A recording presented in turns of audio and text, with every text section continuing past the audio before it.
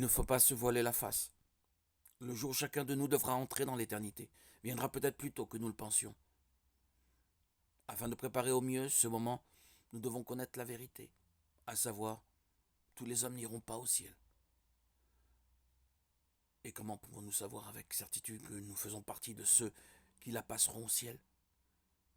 Il y a environ 2000 ans, les apôtres Pierre et Jean ont prêché l'évangile de Jésus-Christ à une grande foule, à Jérusalem. C'est alors que Pierre a fait une déclaration profonde, qui résonne encore jusqu'à aujourd'hui. Il n'y a de salut en aucun autre, car il n'y a sous le ciel aucun autre nom qui ait été donné parmi les hommes, par lequel nous devions être sauvés.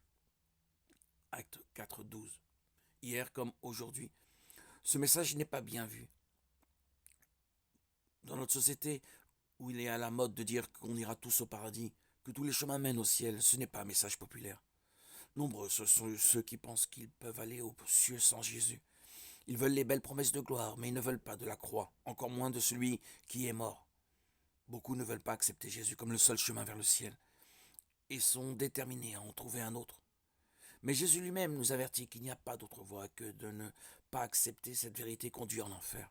Il nous a dit, celui qui croit au Fils a la vie éternelle. Celui qui ne croit pas au Fils ne verra pas la vie, mais la colère de Dieu reste au contraire sur lui. Jean 3, 36. La foi en Christ est la clé du ciel.